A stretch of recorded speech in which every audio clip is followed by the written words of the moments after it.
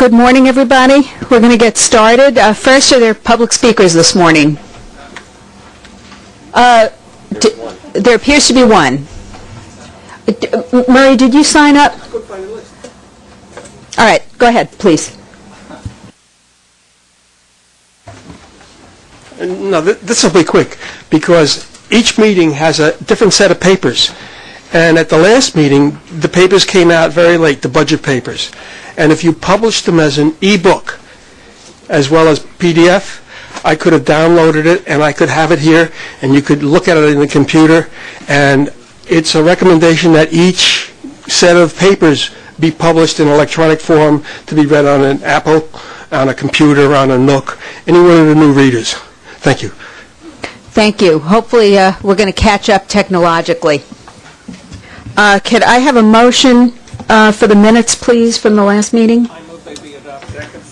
All in favor? Okay, minutes are adopted. Any changes to the work plan? Let's go to the operations report. Tom? Subway performance indicators, Carmen Bianco. Good morning. Performance indicators for the month of October and the 12-month average where appropriate are as follows. From weight assessment, the 12-month rolling average for system-wide subway weekday weight assessment was 78.5 in October, an improvement of 0.8% from the 77.9 in October of 09. Concerning on-time performance, terminal on-time performance, system-wide weekday was 86.7%. That's a slippage of 1.5% from the 88.1% in October of 2009. Weekend on-time performance was 85.4%. That's down 5.7% from the 90.6 in October 2009. Right-of-way overcrowding and track gang delays were primary factors affecting terminal on-time performance in October. Last month, I know the question came up about the number of delays and were we seeing more delays in the current year than we were seeing in the previous year. And of course, my immediate answer was it's more situational than it was systemic. But of course, I wanted to validate that. And as you look at the facts over the course of time, it basically is there is a direct correlation between the amount of work that takes place on the right-of-way and the type of delays we see. That said, however, when we look at some of the delay categories, I want to continue to look at those because I see one like overcrowding on a platform. To me, that's a symptom of something larger and not the cause necessarily. So we'll continue to pursue that as we go on. Moving to key performance indicators, all improved in October. System-wide service KPI was 83.1%. That's up 0.4% from the 82.7 in October of 09. And the passenger environment survey KPI was 92% in October, up 0.8% from 91.3 in October of 09. For Staten Island Railway, service KPI was not reported due to the nature of on-time performance is more of a terminal priority in that regard. But SIR's PES KPI was 89.2. That's up 1.3% from 88.1. Moving on to mean distance between failure. That also improved in October at 176,252 miles, up 4.4% from 168,806 in October of 09. The 12-month average was 169,438, also up 20.5% from the 140,595. Mean distance between failure continues to look very good, and it's a compliment to our employees. That Depends on the division. Okay. The IRTs were not looking too robust this month. There were a couple car classes where we had some door-related problems and some other... It's still mostly door-related, Carmen? Yes. Okay. And that concludes the report. Cheryl Kenley, provide the safety report. Okay, safety results continued an overall positive trend. The subway customer accident rate was down by 24.9% in September, and the 12-month average decreased by 10% compared to a year ago. The employee lost time accident rate decreased by 19.4% in October. The 12-month average rate increased slightly by 0.3% compared to the previous year. There were 73 confirmed fires for the month of October 2010, down 17% from the previous year. Fires also decreased by 2% over the last 12 months. 100% of all fires were categorized as low or average in severity for the month of October. Any questions? Chief Diet? Yes, sir. Press your buttons. I wonder if this is an appropriate time to ask a question, and that is the delay factor. I notice it's done, or at least seems to be done here entirely across the board without a separation for timing on rush hours, delay in rush hours, as contrasted with non-rush hour. Is that data available? I believe we can cut it that way. I believe the standard, though, in terms of weight assessment is a function of the headway, the scheduled service. So in some ways, you're getting that measure depending upon depending upon when it occurs, because obviously a delay in rush hour is more impactful than a delay in non-rush hour from one perspective in terms of number of customers affected, but in terms of the length of the wait, it would be greater in non-rush hour. But I think we can probably provide a cut of the statistics that way. Could you also provide, if possible, if it's convenient, the headway time, so that can also be factored into the measurement?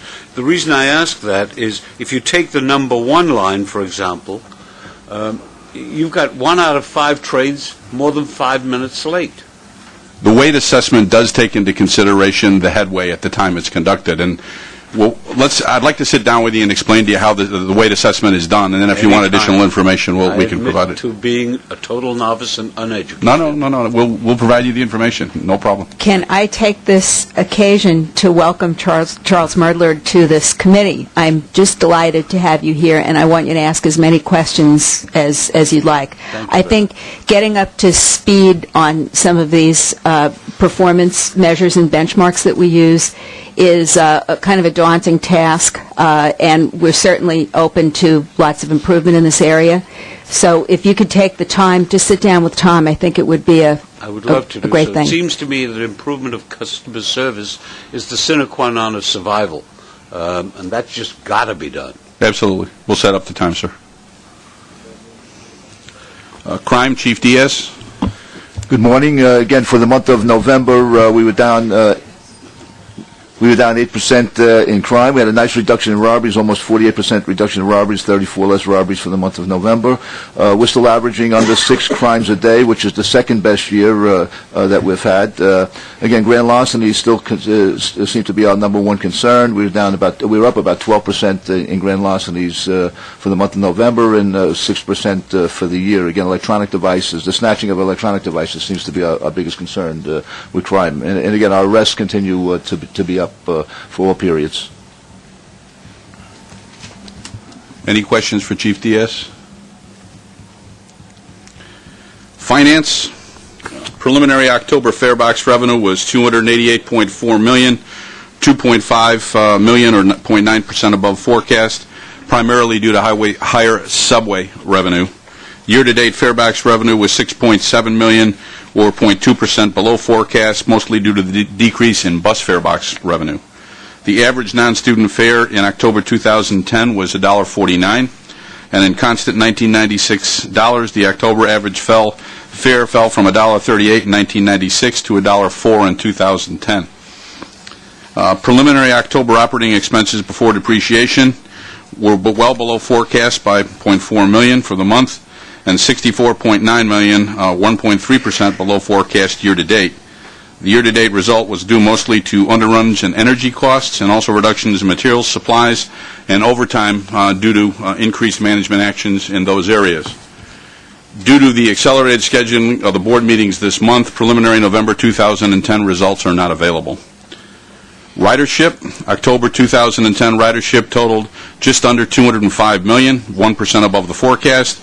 Year-to-date ridership was 1.926 billion, less than 0.1% below the forecast. Average weekday subway ridership in October was 5.4 million, an increase of 2% from 2009. Despite the state of the economy, this was the highest October weekday ridership in over 40 years. Average weekday local bus ridership in October was 2.3 million, a decrease of some 2.2% from 2009. And average weekday express bus ridership in October was 43,000, a decrease of almost 4.5% from 2009. Obviously, the effects of the bus service reductions are being seen in terms of lower ridership. Average weekday paratransit ridership in October was 31,000, an increase of almost 6% from 2009. Any questions on finance or ridership? Capital program, Fred Smith. Good morning. Capital program results, a total of $1.4 billion has been committed year to date. Most notable commitments for the month of October include a tunnel lighting project between 4th Avenue and Church Avenue on the Culver line and replacement of 6 deep wells on the Crosstown line. The project on the Culver line is the fourth major effort that piggybacks our outage on the Culver viaduct. Also during the month, we substantially completed $125 million worth of construction work and closed out 3 projects totaling $89 million. Fred, is there any update on Columbus Circle? Columbus Circle, we're expecting to complete by the end of the month. The tile work is still being done on the north end, on the IRT. It's just basically tile work that Yes. remains to be completed. Thank you. Okay, that's it for operations. We're going to move on to MTACC. Michael? Yes, Fulton Street Transit Center, all the work is on schedule. There's nothing really special to report. It's moving forward. This is 5-1 in the book. Okay. The number 7 line extension, we are awaiting the award right now of Site K. We have the low bidder has been basically approved, and the only thing we are now waiting for the real property related agreements that HYDC is working on, and as soon as they are done, we will award this contract. And was that low bidder truly a low bid? Are we going to? No. That was actually. I'm sorry. Actually, the low bidder, the apparent low bidder, withdrew. Withdrew. Yes, because their low bid was really very low. They claimed an error, and probably was an error.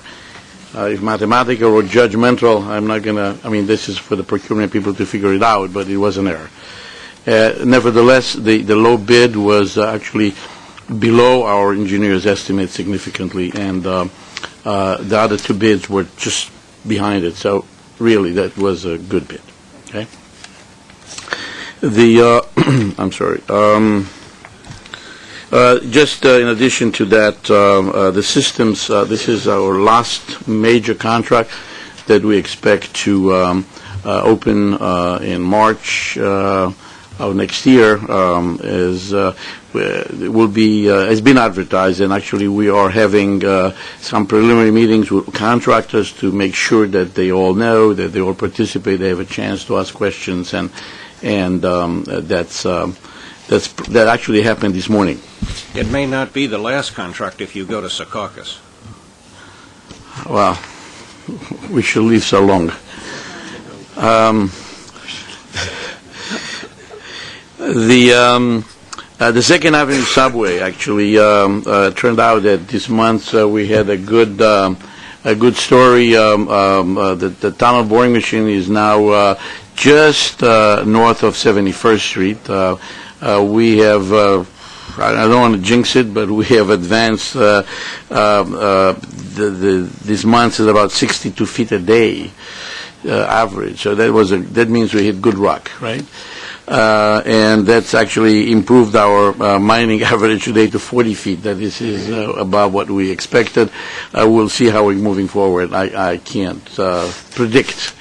In addition to that, just as a point, we are going to complete our model block probably in about a week to 2 weeks. And that will be visible between 92nd and 93rd Street in terms of becoming real good neighbors.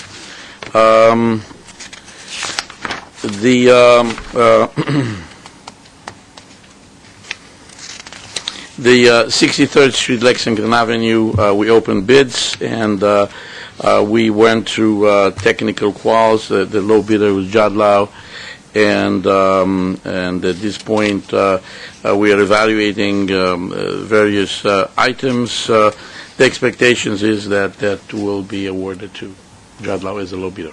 And so the next meeting, we expect to award that contract? Yeah. Okay. No, this is a low bid, so you don't have to be Oh, involved. so we don't have to be No, involved. no. And how did the bids come in relative to our expectations? Very, very close. Very close. They were just bunched up, just to get a sense, at $176 million. The next two, one is $800,000 above, and another was $500,000 above. So this is like just a rounding thing that they do in the office before they bid. That close they were. I mean, and so.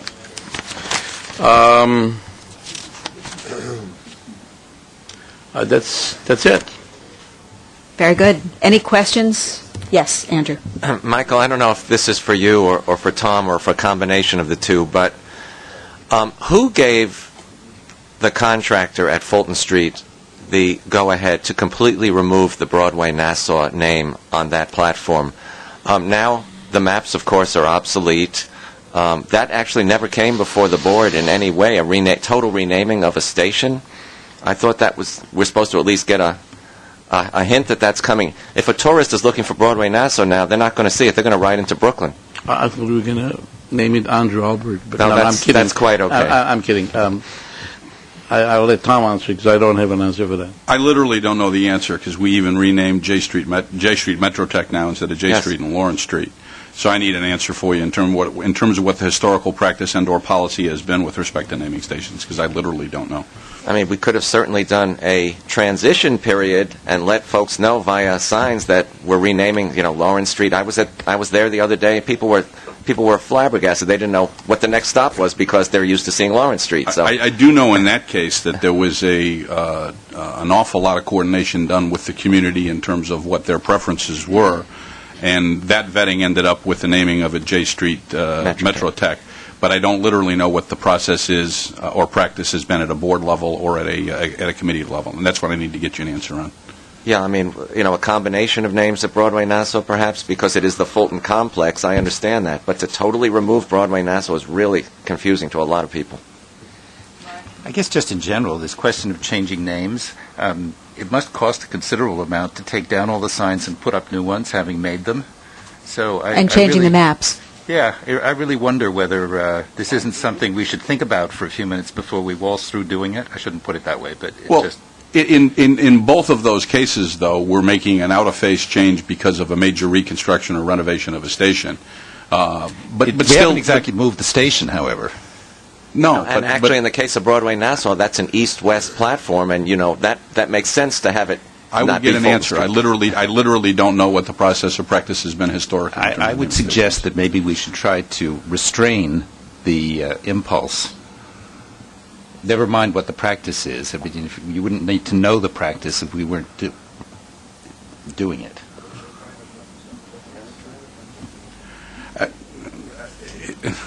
It's just in the case of Metrotech, you've got a tremendous development there in terms of millions of dollars and a change in the face of downtown Brooklyn, and that whole issue. But I will get an answer for this committee, and so we'll have, we'll take it through the steps because Andrew's raised the questions before and you have now, so I will get an answer.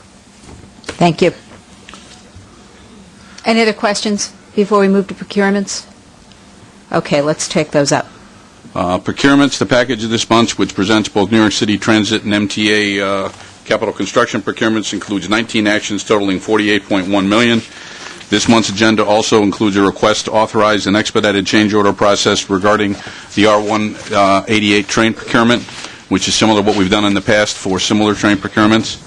And the board has previously approved that such process in past car procurements. And I ask for your approval of all actions in the agenda. Could I have a motion, and then we'll take some questions? Okay. I take it that part of your ratification or procurement approval is the item relating to Alstom Signaling, Inc., page 6.24.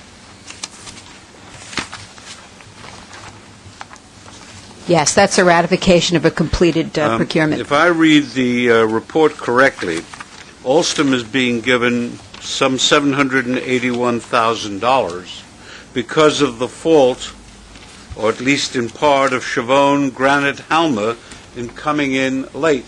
To what extent are you seeking a charge back to the contractor who delayed the ultimate work? Steve, do you have a Yes, response? there was a settlement agreement with regard to our dealings with Chavone on that particular instance, even though they were late.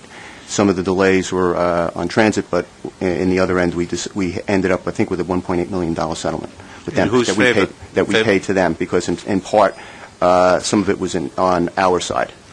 I'd like to see that agreement. Okay.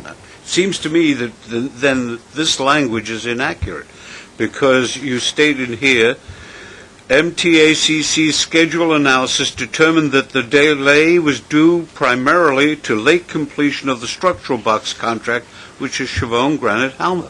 That's now, correct. if it was due primarily to their delay, they ought to be paying the $781, not the MTA.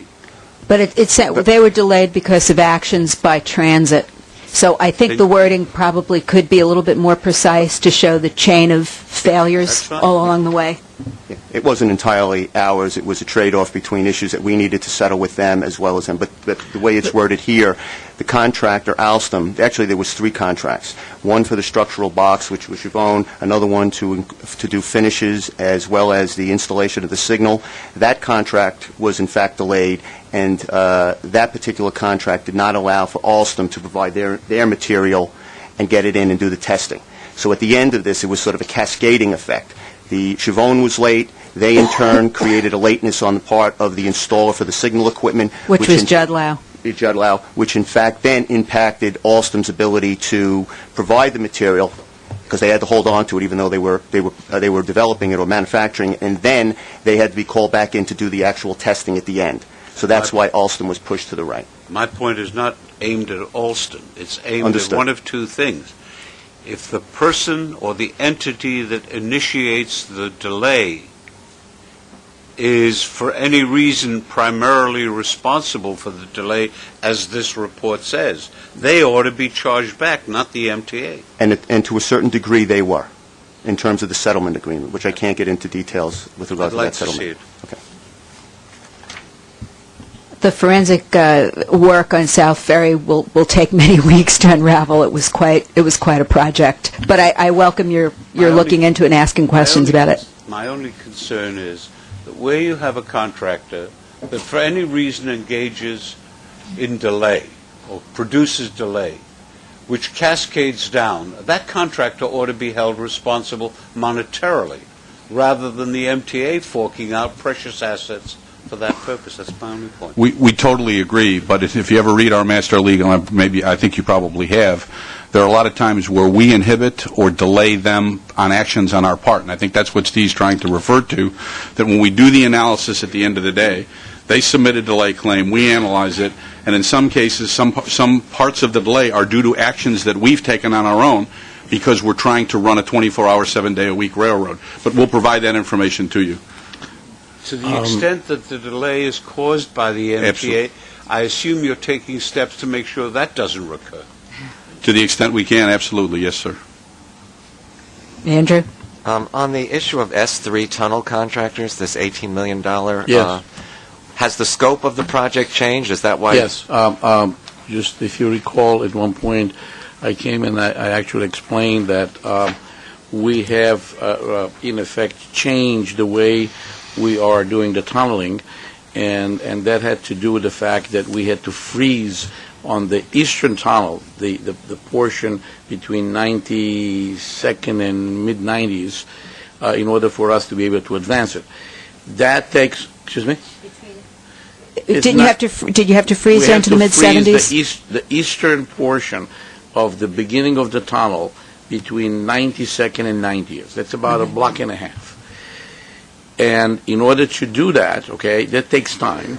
Now, what we did is we allowed the western tunnel, where the contractor was supposed to end the boring at 72nd Street, 73rd Street, it will continue another 10 blocks to 65th Street, actually, 8 blocks, whatever, and 2,200 linear feet. And that allowed us to achieve two things. by reshuffling the deck here, we are able to maintain the schedule because it's much faster to mine using a TBM than actually to do a shoot and blast. So that's what we did there. So we negotiate a contract, and this contract is for $18.5 million. And this contract has basically has two pieces to it. I just want everyone to be aware of it. One part is there is a penalty and there is a reward here. There was an assumption made because of the special geotechnical condition we have been encountered. We agreed to a number that they can mine a day. It's a theoretical number, but it's based on the best information that we have on hand. So we said the following thing: if he's able to achieve a faster completion, we will share in the money half and half. Whatever savings are, he gets half, we get half. In the event that they're going to encounter condition that will slow them down, we have calculated their cost without any profit, and we'll reimburse them for the cost to run the TBM without a profit, just to make sure. By doing that, we took the risk out of the operation, and we are able to come up to an agreement that basically will keep tab on their costs, and we agreed a priori what the cost without profit is, as well as what the cost with profits on the other side. And on the other side, we get half. On this side, we actually. So that was a kind of an incentive, disincentive to achieve that. Yeah, I understand what you're saying. You feel comfortable with that? Yeah. Any other questions on any of the remaining procurements or action items? Oh, actually, we're going to go to action items in a minute. Okay, can we take a vote to move this to the board? All in favor? Okay, action item? Bob? This month, we're seeking approval for the 2010 November forecast and the final 2011 budget. And Bob Bergen will give a short presentation on the... Is someone doing the slides?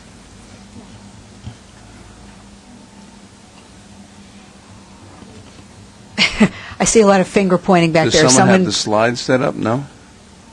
Do we have the handout that we can walk through with the board members? Okay. There we go. And folks, in the enormous volume 2 of the budget book that we got at the last meeting, the transit tab provides a tremendous amount of detailed information about what we're going to be discussing. And I commend you to, if you haven't taken a close look at it, to please do so before Wednesday. Where's Bob? I'll just sit here, so I'm not in the way. If you'll recall, at the November meeting, Bob Foran, Chief Financial Officer, actually presented in detail the entire MTA budget, including the New York City Transit budget. So, and at this month's board meeting on Wednesday, the board will be asked to approve that budget. So, I'm not going to repeat Bob's presentation. I'm just going to go over the highlights of how we at the Transit Authority intend to implement the 2011 budget.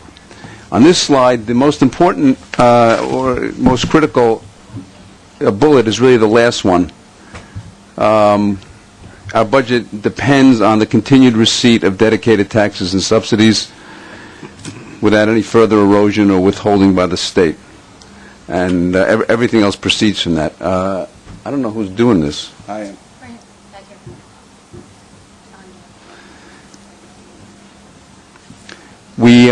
Could we go back to this? Thank you. No, that's not the one either. I think you have to. Someone's really going ahead of me. Who has that? She's behind you. Next slide, please. Thank you.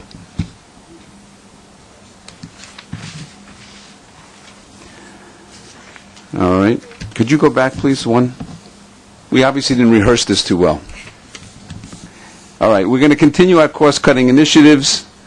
We don't expect, we will not derive any savings, assuming that last bullet, from any further service cuts. We will implement, obviously, at the beginning of the end of this month, the fare increases that the board has authorized. We're going to carry forward the $525 million in savings, recurring savings that we achieved this year, and we will look over the course of the entire financial plan through 2014, $200 million more in efficiency savings. And this year, the 2011, we will be having our collective negotiations with the unions, and we'll be looking for net zero savings of about $200 million. Next slide, please. In order to implement the budget, we obviously have some challenges to overcome. We're going to be looking for new efficiencies and savings. Later in this presentation, I'm going to highlight some of the work we have to do. The bottom 90% of the iceberg.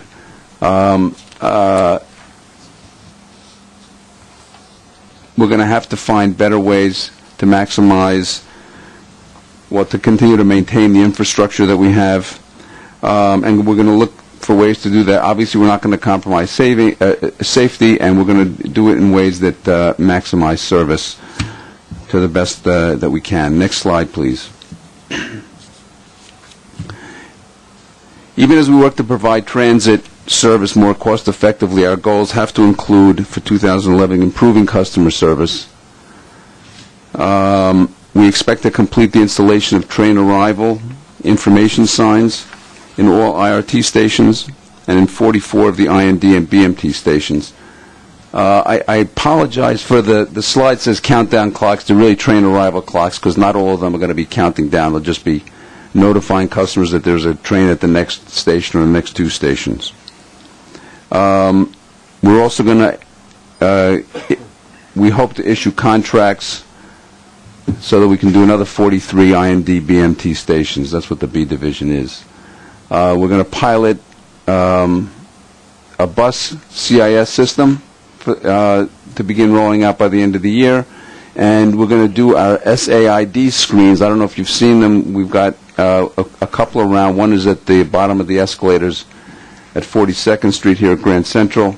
These are the screens that basically show our website that shows the status of service on the various lines, and we're going to roll those out. We're going to begin to roll them out system-wide.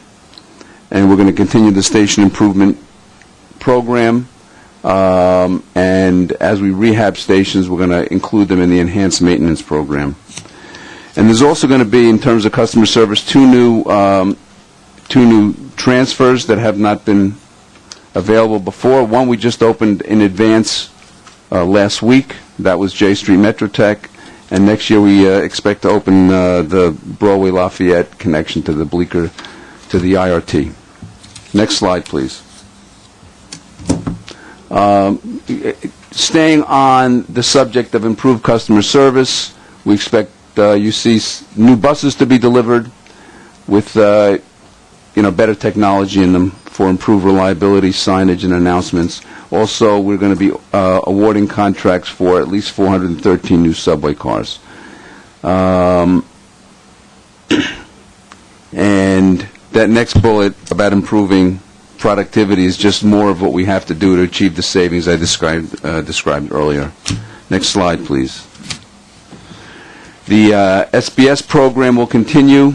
We have the dedicated bus lanes. We're going to be working with City DOT to improve enforcement. We've gotten the legislation to install cameras. We're going to get traffic signal priority this coming year. And also, just this month, we had a soft opening of the Charleston Depot in Staten Island. Full depot operations will begin next month for improved service, bus service to Staten Island. Next slide, please.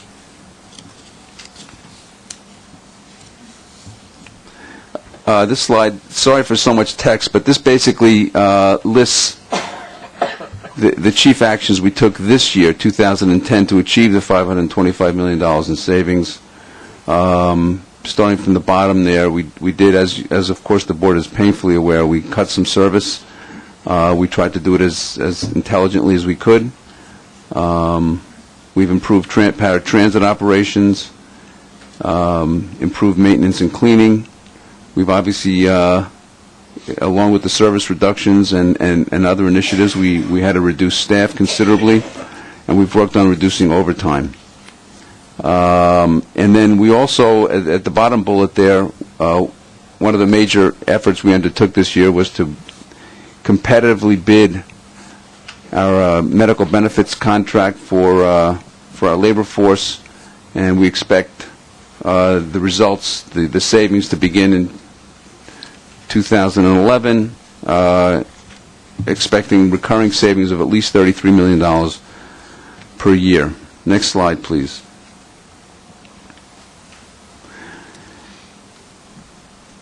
For all the service improvements and all the efficiencies, I just thought the committee and the board and everyone who's watching ought to be aware of what it is we do every day, and where the budget you're being asked to approve is a $6.3 billion operating budget, and this is basically where it goes. We provide 7.5 million transit rides every weekday, 2.4 billion rides a year, that is. And among other things, we operate and maintain over 6,300 subway cars and over 4,300 buses. Next slide, please. And this is the hidden infrastructure. This is what it takes to actually run the system. These are, I'm not going to list all these, but this is some of the infrastructure that's involved in keeping the system running efficiently and well. All these facilities have to be maintained, upgraded, cleaned. There's a variety of things, and this doesn't include everything. This list is not all-inclusive. It doesn't include, for example, hundreds of communication rooms. It doesn't include the rail control center. It doesn't include our many towers, our many shops, barns, depots, yards, office buildings, and other facilities.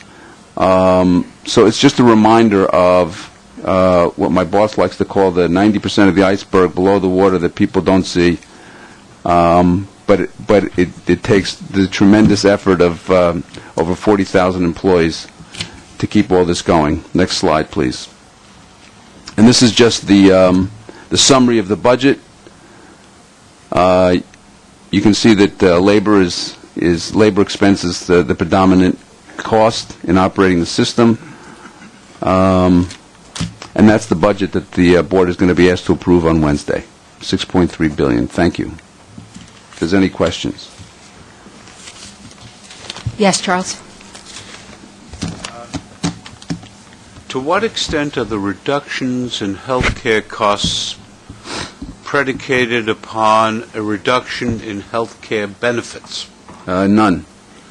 So It all derived from two things primarily. First, we had never competed our benefits plans for over 50 years, as far as we could tell.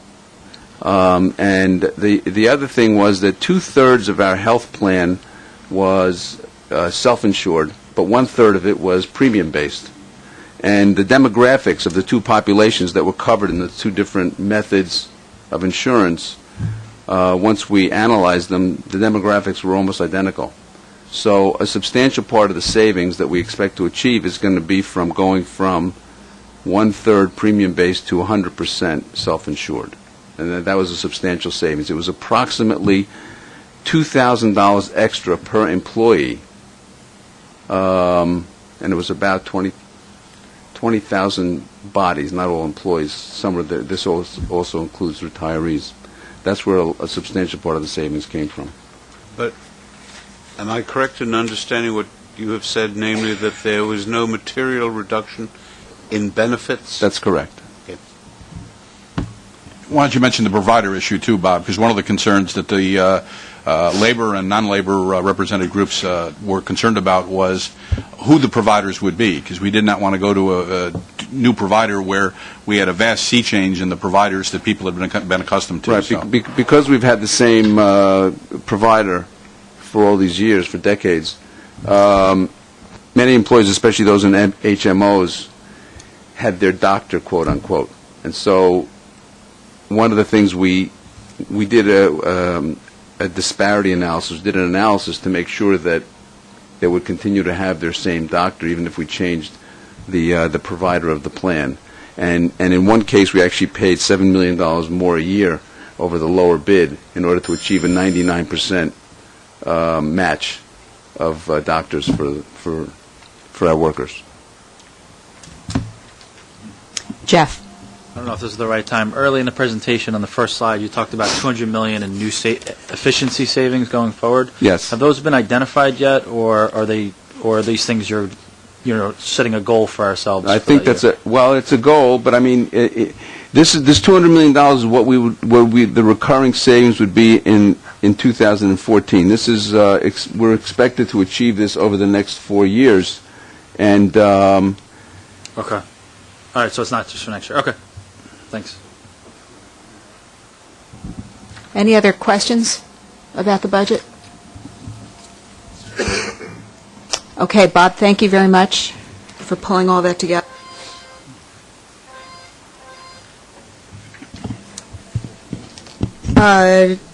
Do we need to move that? yes.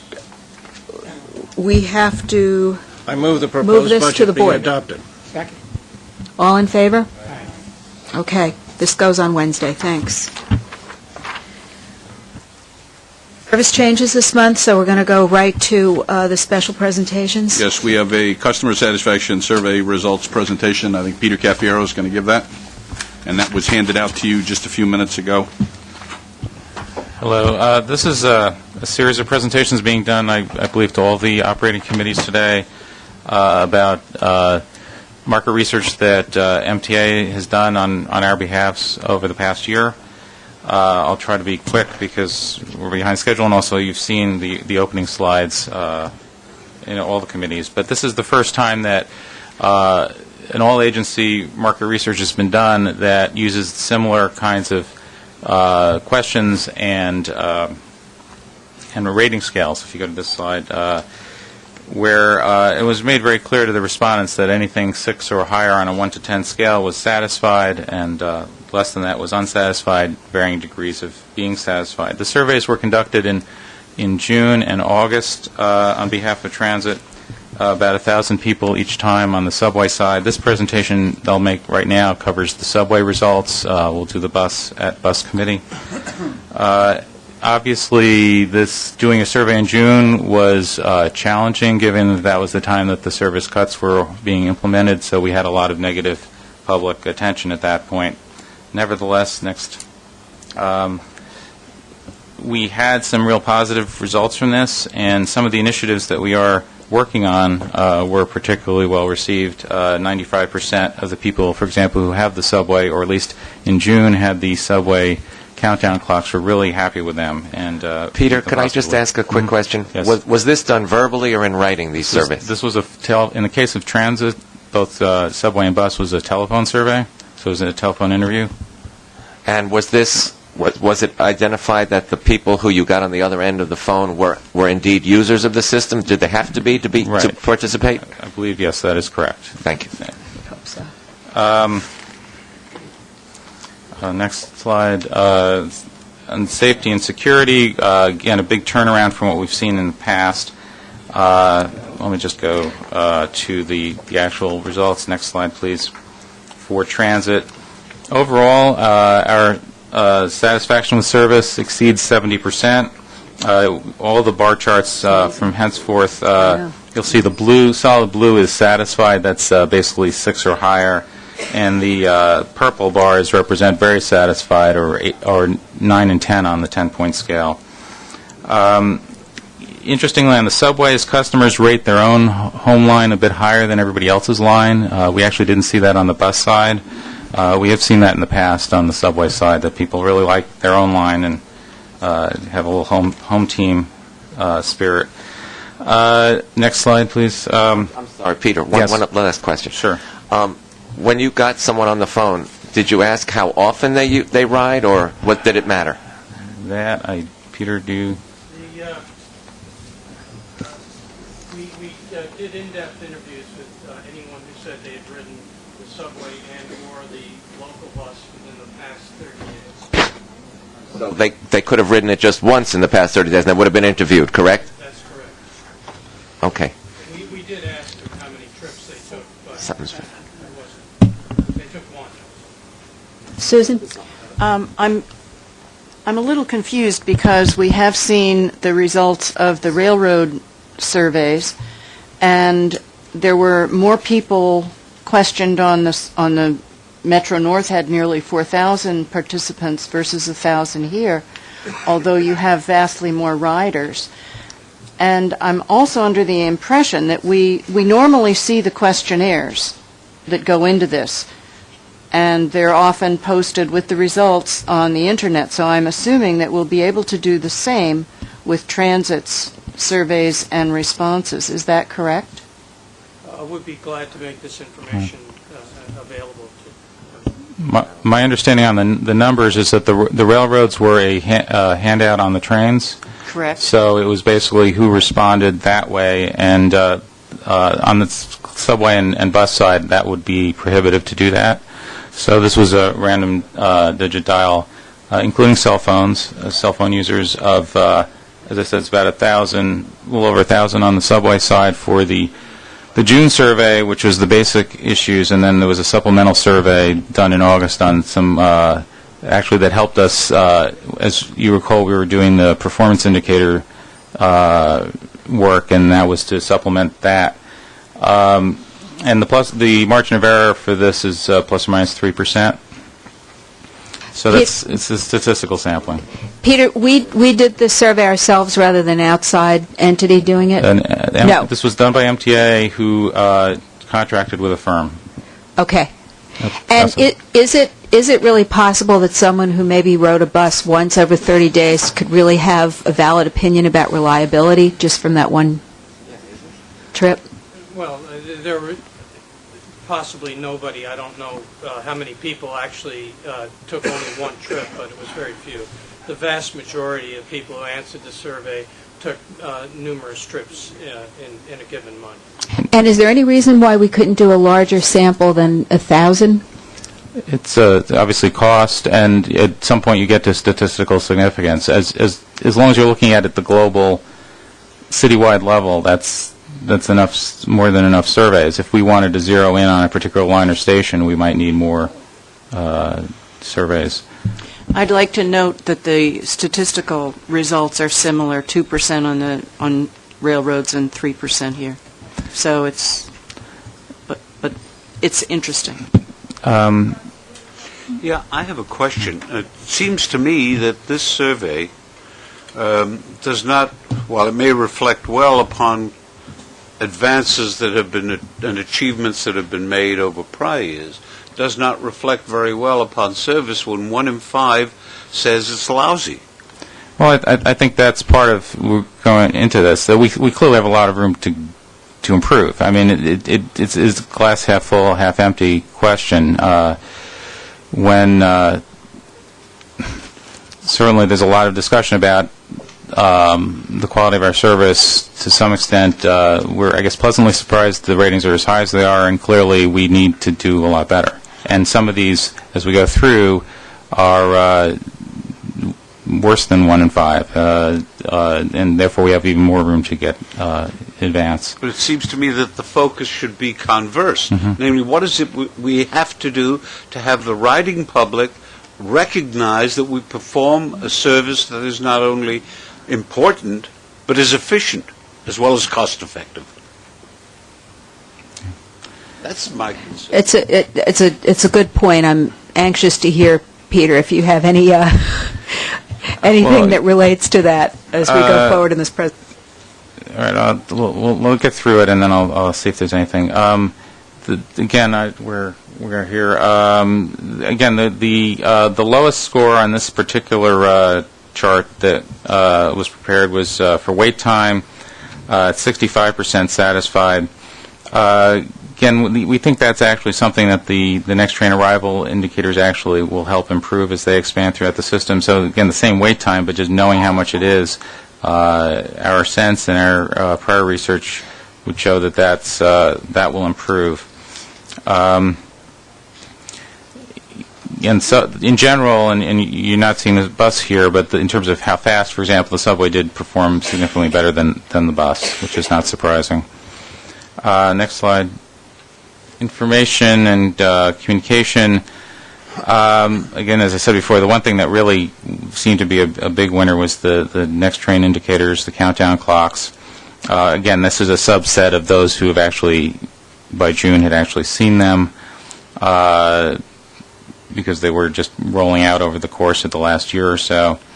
The lowest on this is having maps throughout the station. Some of these questions we asked again specifically to shape those passenger environment survey questions that we report to the board, so these are things that we'll target and work on. Next slide. Clearly here are areas where we need to improve pretty dramatically. This is where it's worse than the 1 in 5 that you were talking about before. One area that we did change subsequent to doing the survey, the planned service change notices, where we had only about 70% that were in any way satisfied before. We've done a fairly dramatic change in September on this to try to improve that distribution and message.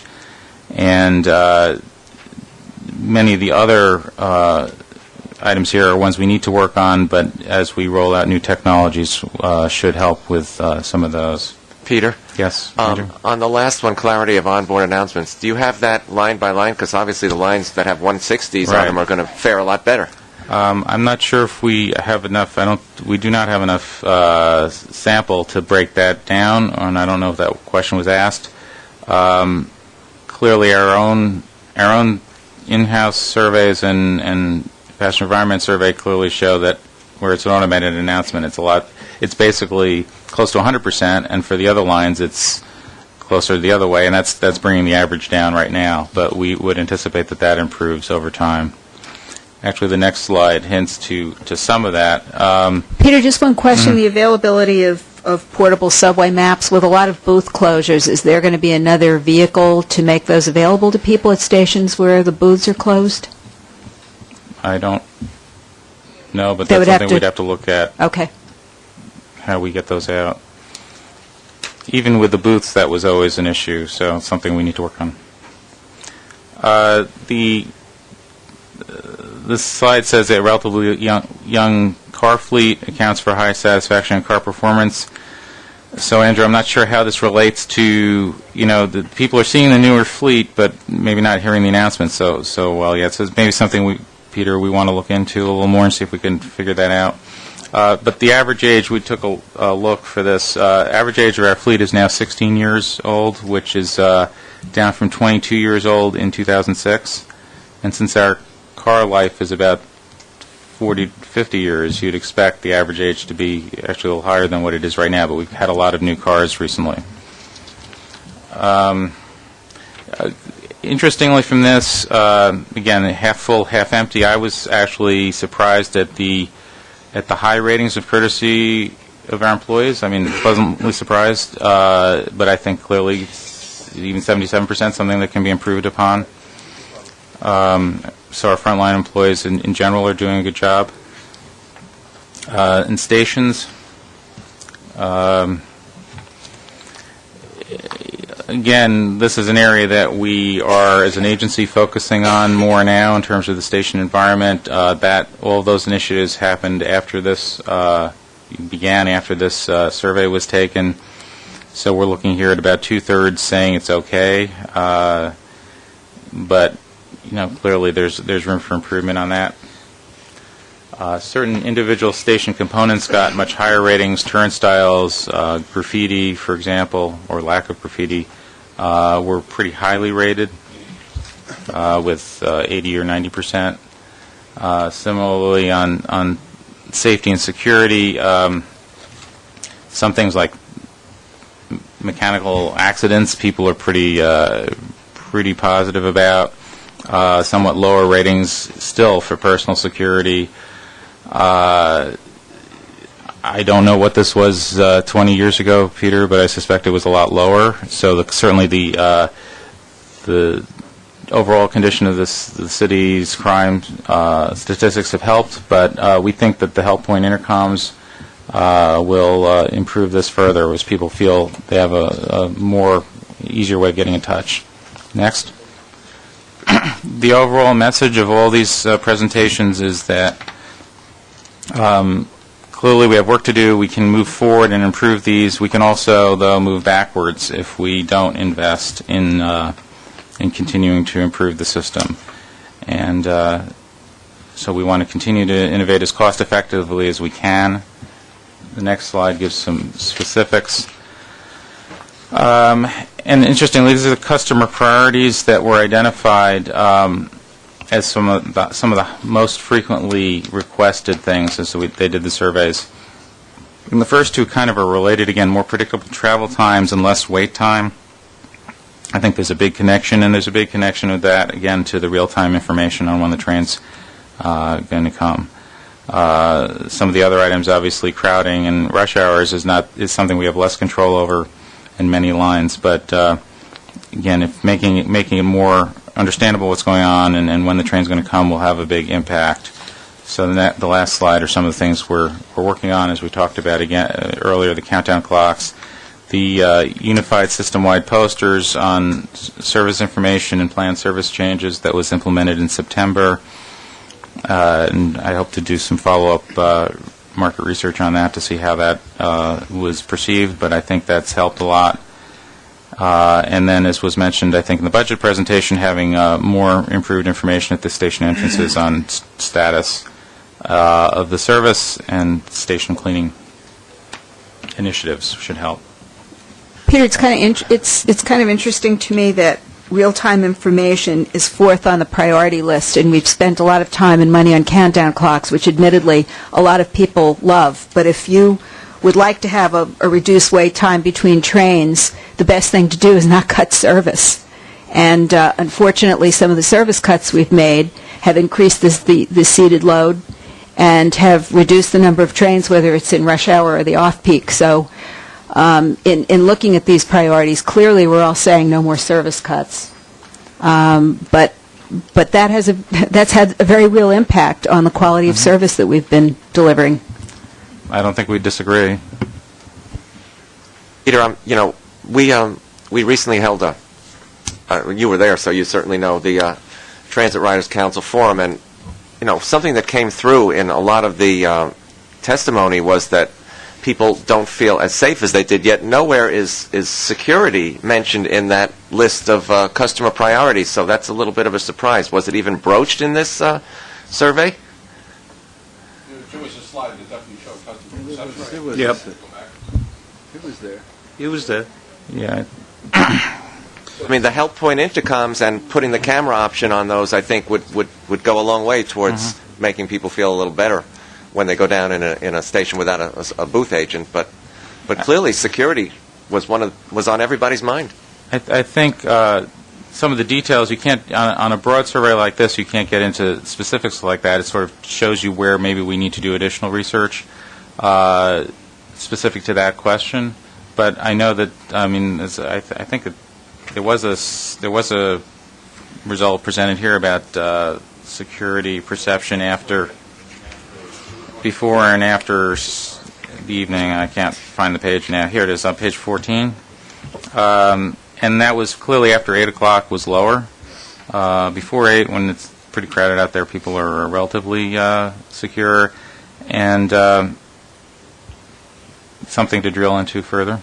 Well, one of the things we even mentioned at your forum was the fact that from a process standpoint, we're changing the way we do business in terms of making as a underlying foundation point what we call a concept of operations. Before we enter into a major initiative, expenditure of large capital sums of money, and put down on paper what it is we're expecting to achieve from an operational and functional perspective, embodied in what we call a concept of operations.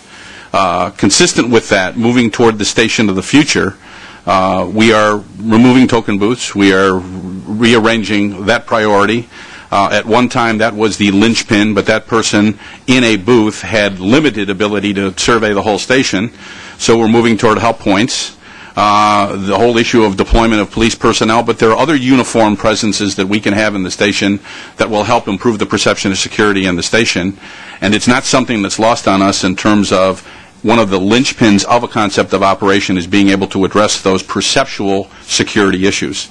And part of that will be a reach out to the customers in terms of what makes them feel comfortable, because in some cases perception is reality. Not in all cases, but in some cases it certainly is, and we want to be sensitive to that. Okay, Mark, and then Jeff, and then Charles.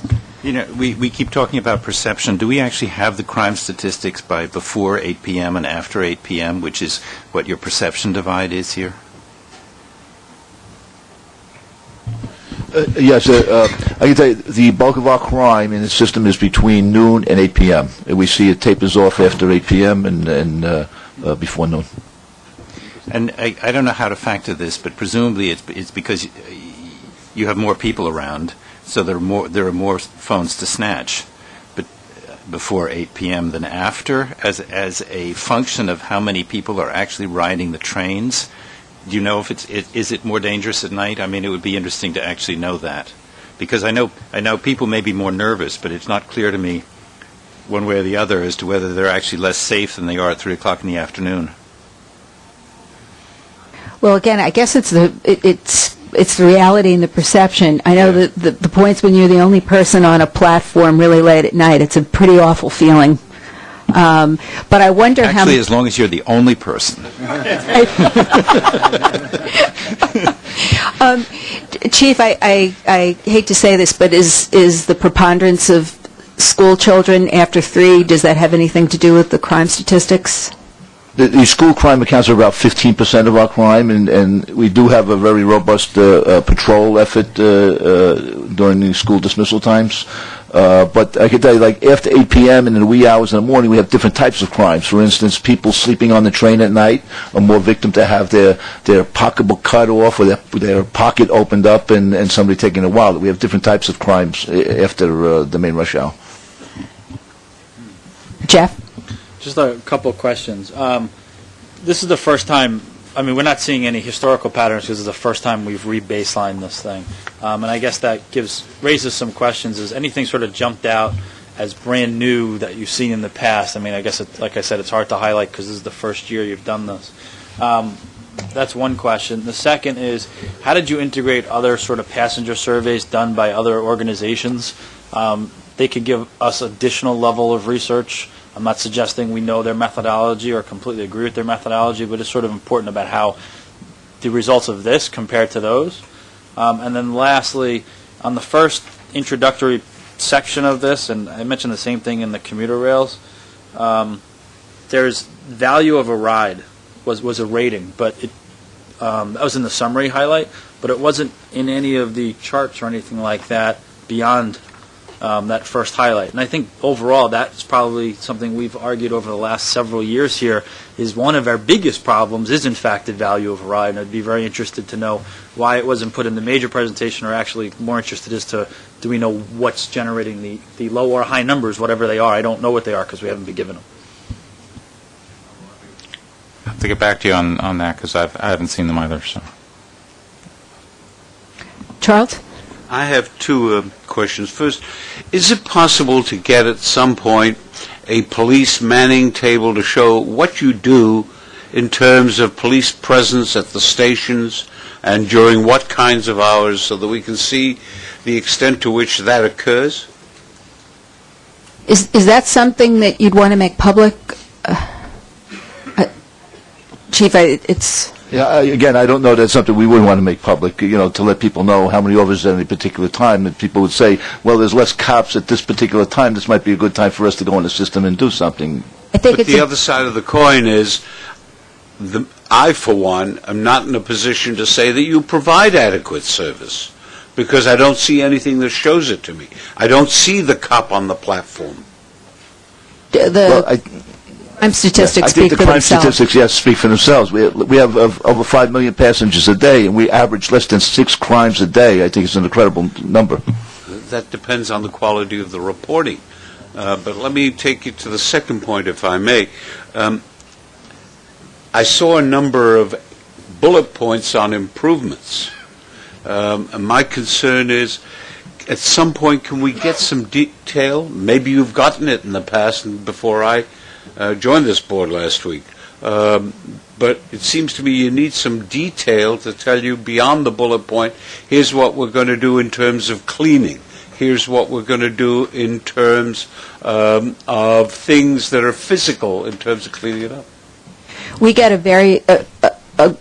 a number of reports over the course of the yearly cycle that go into a lot of those elements and provide the plan and the staffing plan and the financial plan related to each of those elements. And maybe if we have some of those back reports, we could provide them to bring Charles up to That'd be speed quickly. great. Good. I really appreciate that. If I could just say one thing maybe in closing, we live in a the glass half-empty world where I think we're excoriated, and rightly so, for the failures in the service that we provide. But I think every once in a while we're supposed to pause and remember that we are serving 8 million people a day without any major incidents. We provide, I think, a very, very high quality of service for our passengers. And of course, we can always get better. And this survey, I think, certainly pinpoints the areas that are very much needed for improvement. But I think we should keep in mind that for the immense breadth of the system, our staff does a pretty damn good job in what we provide. We're going to get better, and under circumstances where money is tight, it's almost remarkable that we haven't seen deterioration that, quite frankly, I feared seeing in terms of the reliability of cars and the reliability of service. I've seen some trends that certainly we don't like to see, but I know that staff is doing everything they can to address those so that they won't get worse. Well, the R32s, I think, are going bye-bye fairly soon, and we're going to get replaced. The R32s are quite old and tired. Yeah. Any other comments? I'd just like to add one. I know a lot of people look at the issue of the countdown clocks or customer information screens, and then they try to correlate with how high that is on a customer's priority. And it depends on the customer. In some cases, it's very high. In other cases, it's low.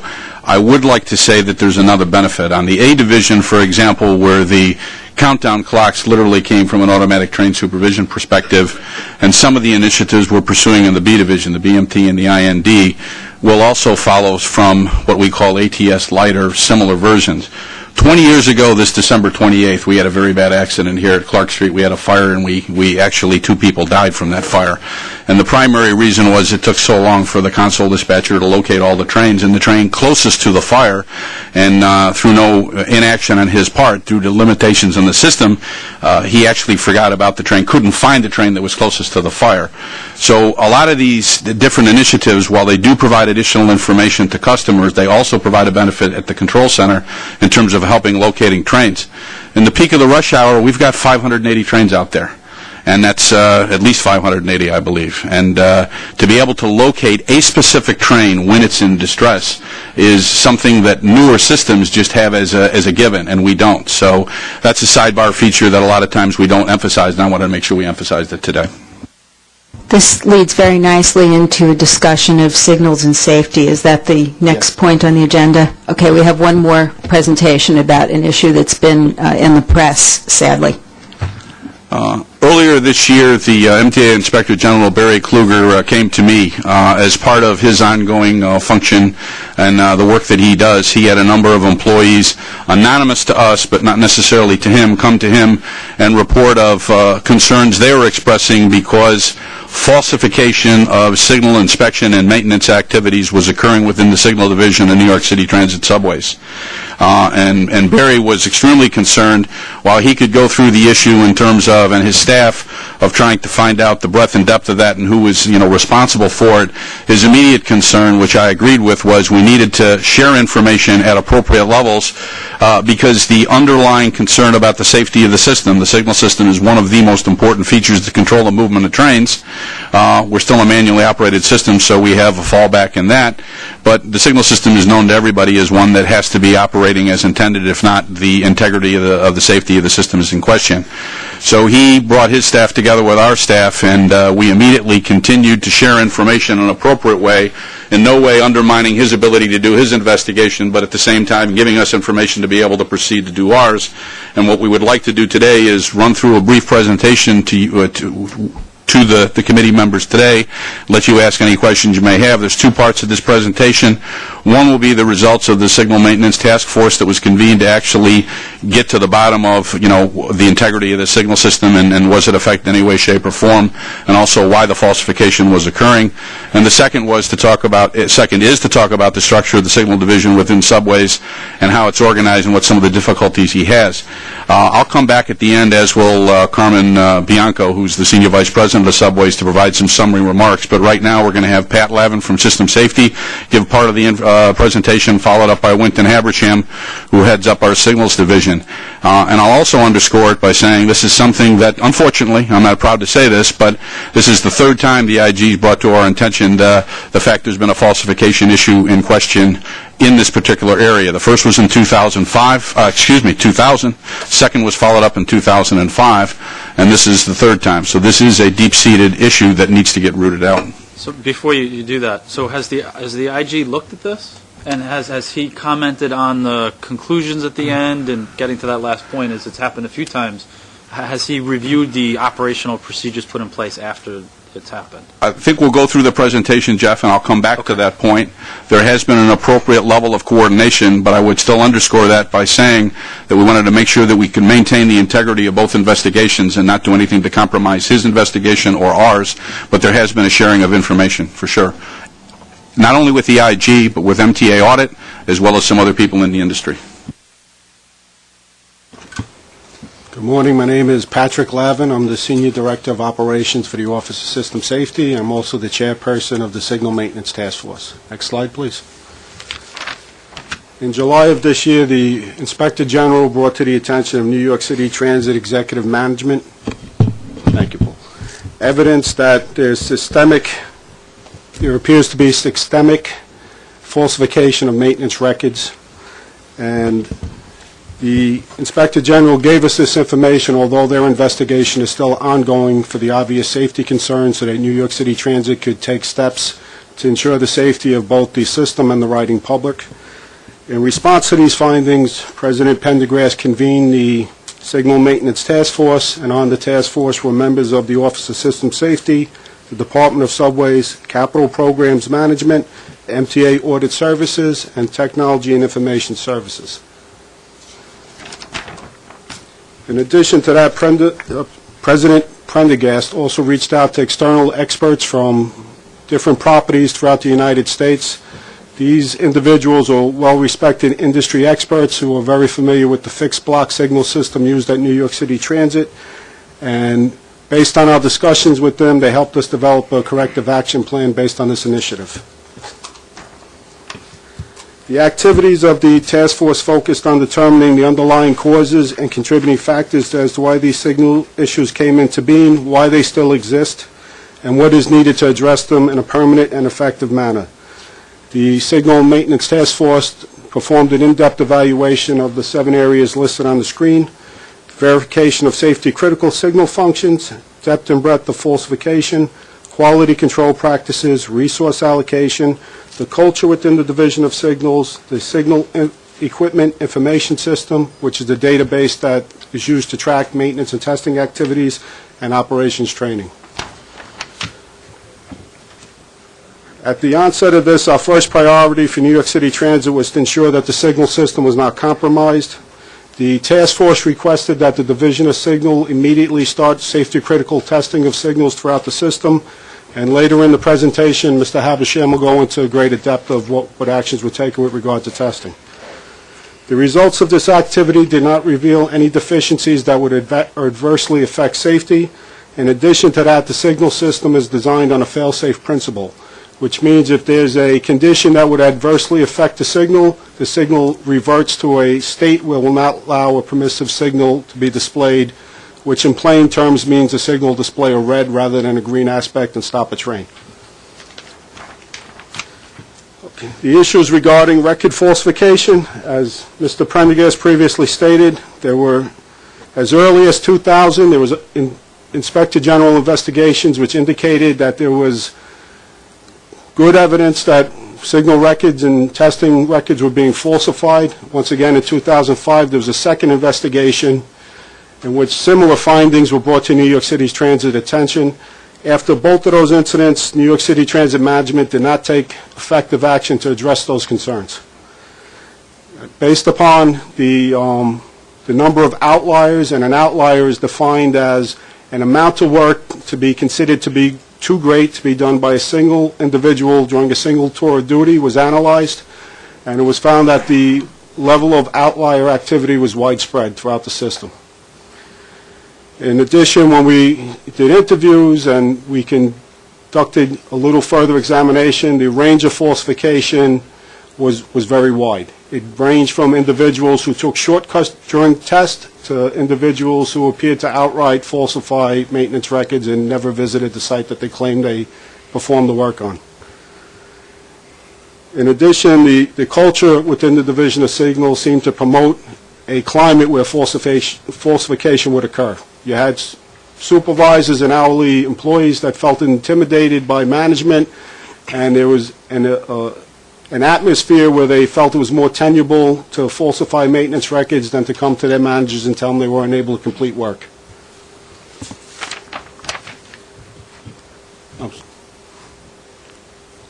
In addition to that, we didn't just look at the issue of falsification, we looked at the entire signal division. And there's the long-term history, probably 10 years or greater, of the Division of Signal not achieving goals for maintenance and testing. They had performed poorly on almost all of the 10 years that were reviewed. And from what we could tell, there was never a comprehensive evaluation of the root causes performed. They tended to take the approach of looking at all their problems as a resource allocation issue rather than reviewing their processes and identifying methods to perform activities more efficiently. In addition, there were other factors, and if you want to view this as a long historical problem, every few years there were different factors that were put into play that influenced their ability to achieve their goals. There was employee fatalities that resulted in more restrictive track flagging to protect employees on the track.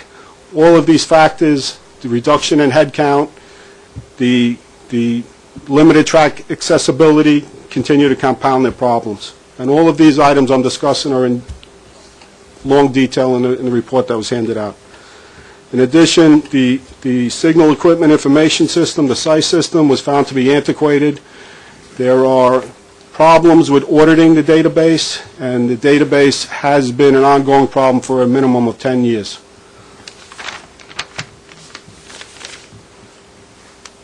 Okay. We identified, the task force issued a total of 22 recommendations. 3 areas where the most significant recommendations exist are in the change of the culture. Obviously, one of the first things that need to be done is to clearly express to the workforce that falsification of records will not be tolerated. October 21st of this year, Mr. Bianco issued a memorandum to the staff that reinforces that. In addition to that, there's an obvious need to build a relationship between the workforce and management signals, and they need to communicate to the workforce that if they're unable to complete goals, they need to convey this to management, and as long as there's an acceptable reason why the work is not done, management needs to accept that. In addition, we're implementing greater oversight. MTA Audit Services was requested as part of the recommendations to perform routine audits to determine whether outlier activity is still persisting, as well as determining the level of maintenance and testing that's being performed. In addition, the Division of Signals is supplying a weekly status of the special signal inspection, which goes back to when I said earlier the system-wide testing of safety-critical functions, which Mr. Havisham will elaborate on also further. As part of this, we've requested that the Department of Subways look and review the processes that are used by Signals for all of their activities, specifically those pertaining to maintenance and testing. And we offered a few strategies that could improve efficiencies, such as strategic track outages, adopting a global gang maintenance structure, greater use of trouble trucks, and adopting technologies to reduce the amount of testing, as well as implementing a new database for the Division of Signals.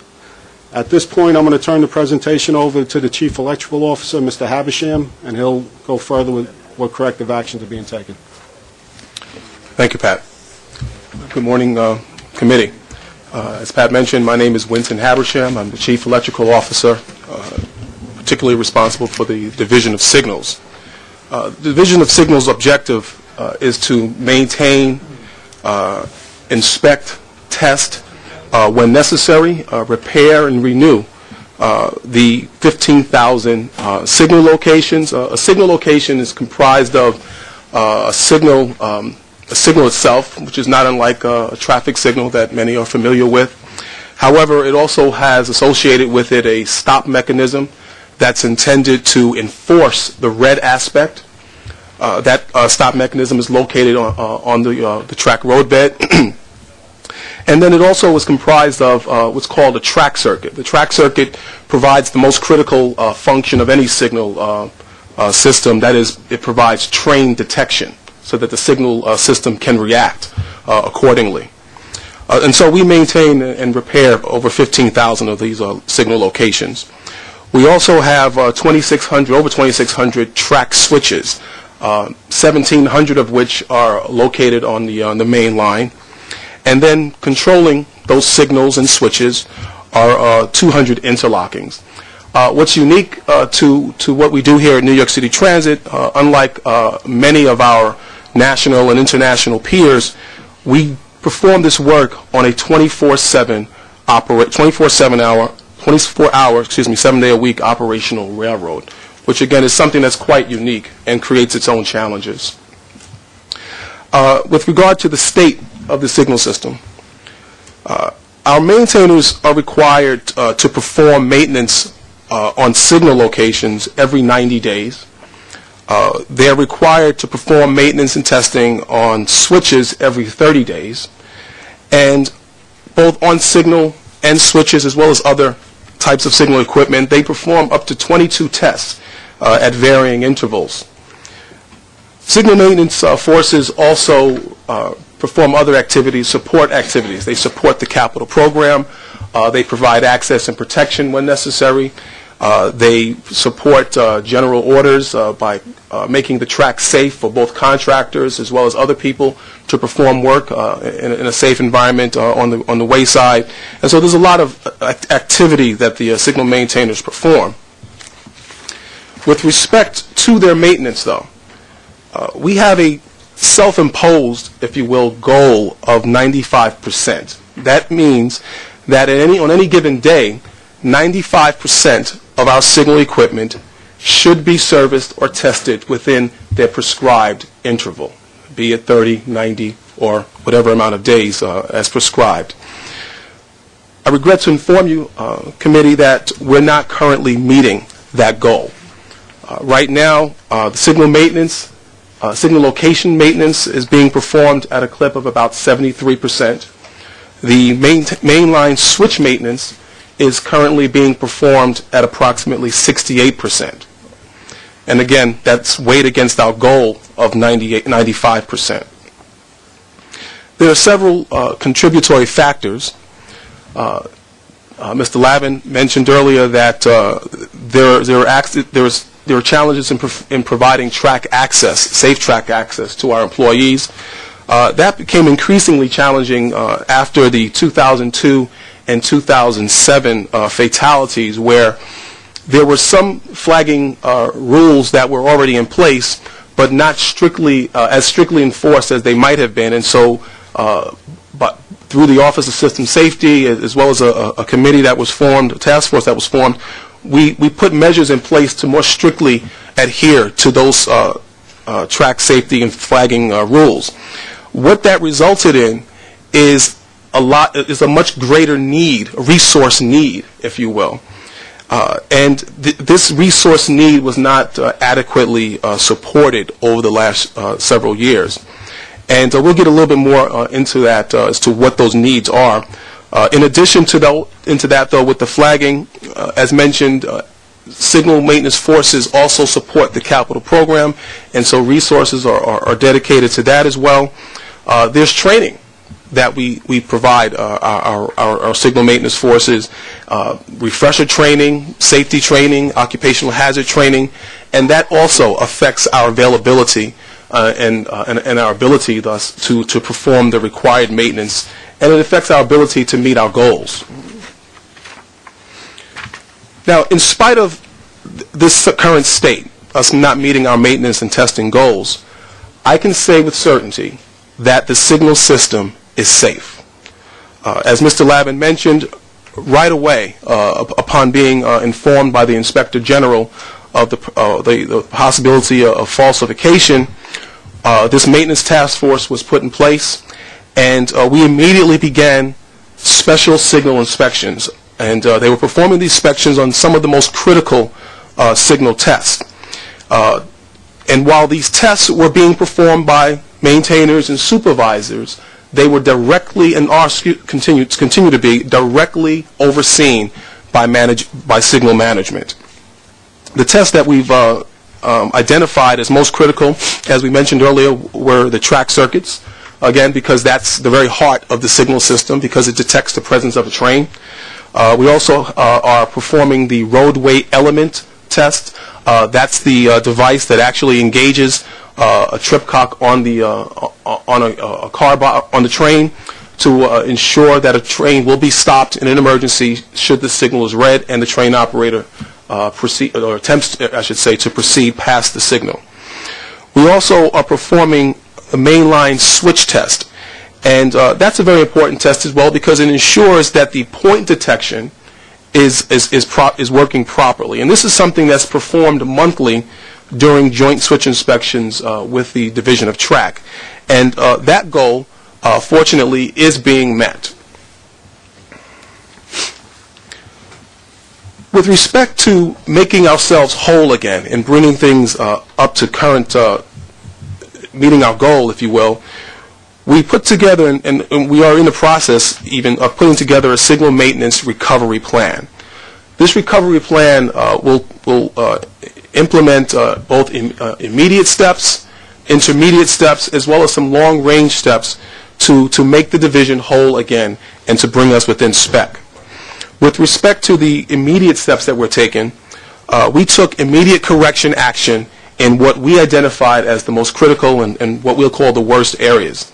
We focused on those special signal inspections once again, but then in addition to that, we assigned dedicated maintenance teams to the Central Business District. We recognized right away that the Central Business District was really a gaping hole. In fact, the maintenance was not being performed there in a manner that we felt we needed, and it was probably one of the worst areas. And so we focused on that right away.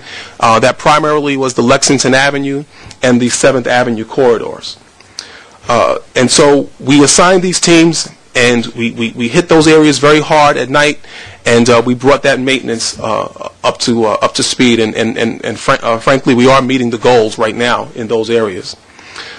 Something else that we did, and we find that this will be something very important going forward, we assigned dedicated flaggers to assist the maintainers. Now, what that means is we spoke earlier of the resource challenges that we're experiencing.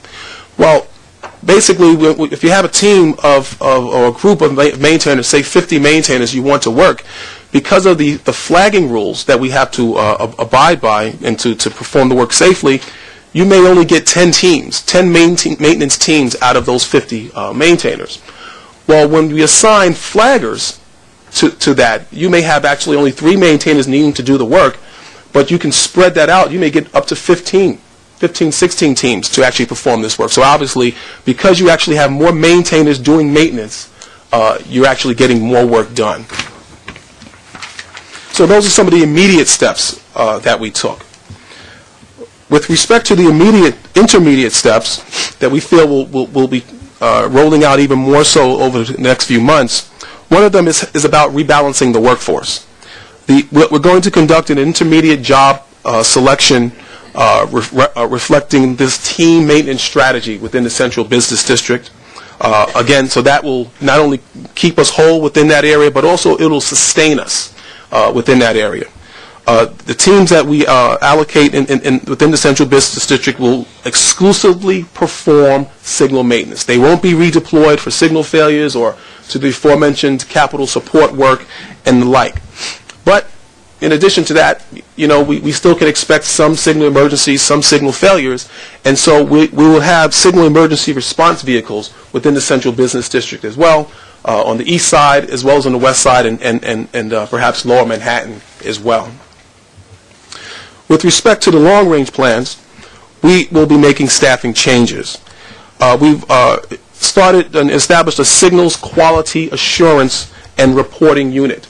Mr. Lavin had mentioned earlier that the current system, equipment information system database that we use to schedule and track maintenance is antiquated, and it doesn't give us the real tools that we need to track this maintenance, as well as to track who's entering the data and creating the records. This group will oversee that, and they will also oversee the actual maintenance. They will schedule audits, internal audits of the maintenance after it's being performed. Also, with respect to staffing changes, we will be hiring signal helpers whose primary role will be to flag. And thus, again, we can broadband the use, if you will, of the maintenance, the actual signal maintainer forces. Again, giving us more maintainers to actually perform maintenance. We will expand the team maintenance approach, as well as the emergency response strategy that we will very soon be deploying within the Central Business District. With respect to some of the cultural and operational deficiencies within the group, we will utilize the change management process to change the culture within the Division of Signals. We want to create a more of a partnership with management and supervisors, as well as the hourly, so that our frontline people will be able to just come to the management, come to supervision, and express that they're having challenges doing their work, whether it be getting track access and the like. We also want to establish and implement efficient maintenance practices. We don't want to just throw more bodies at this issue, but we really want to look at, and we'll be looking at, better ways to perform our tests, more efficient ways to schedule our tests and to schedule our work. We also want to develop our management staff. We recognize that we have seasoned workers. Most of our managers have 20, 25, 30 years of service here at New York City Transit, and they've come up through the ranks. And we want to make sure that they have all the skill sets that they need to develop this workforce and to handle signal maintenance in 2010 and beyond. We also will look at, with the aid of our signal engineering group, the possibility of redefining some of our signal maintenance standards and the schedules. Do we need tighter schedules? Can we modify some of the schedules? Can we modify the schedule of the tests? We'll look at that, and that'll be a very meticulous approach. But with our signal engineering groups and through the signal maintenance task force, we'll be convening over time to look at that and see if that's really working for us still. And then we also want to redefine the criteria by which leadership is evaluated. We don't necessarily want to penalize management or even our supervisors and our hourly if they're not meeting the goal, if it's for a valid reason. Sometimes because of emergencies and things of that nature, sometimes the goal can't be met, but we don't want to have an environment where they can't just report that and feel safe in reporting that. So we feel with these things in place, we'll be able to make the department whole again. We'll be able to bring our signal system and continue to maintain it in a state of good repair. And I look forward to that challenge that's been put before us, and we're confident that we can make these changes. Thank you for your time. I'd like to make a couple summary comments, and I think Carmen might, and then we'll open it up to questions. I was remiss in not stating up front that Pat Lavin, who was from System Safety and the chairperson of the Signal Maintenance Task Force, spent a considerable part of his career in signal maintenance as a maintainer and working his way up. Wynton Habersham, the same. Wynton Habersham is newly in this role. He has only been in this role for 4 to 6 weeks. Once it became clear that we had this deep-seated senior management problem with respect to falsification over a 10-year period, you have to ask yourself the question, do they get it? I believe Wynton has summarized the technical proficiency talent within the Signals Division very well. But just because somebody's technically proficient does not necessarily make them a good manager. We could not afford having any doubts in our mind as to whether or not the person who was heading up that function had the right skill set and had the right sense of perspective and had the right biases or no biases. And so that's why the decision was made. And Winton has worked the past 8 years prior to coming back and leading up Signals in capital programs, but he's well grounded in Signals. But that's one point I wanted to make. The second point I wanted to make is I was chief electrical officer in a former life. I was also assistant vice president of system safety. All of the jobs in the New York City Transit Authority are difficult, and it would be unfair for me to say that one is more difficult than another. But two that provide the most challenges are the people that have to do track inspection and maintenance and signal inspection and maintenance on what is one of the last 24-hour, 7-day-a-week operating railroads. You certainly can't do that during rush hour. You have too many trains out there. It's unsafe for employees. And so you try to do that in other hours, and the best hours to do them are the midnight hours and on weekends. And that runs in conflict with what most employees want to have is an 8 to 4 work tour during the day.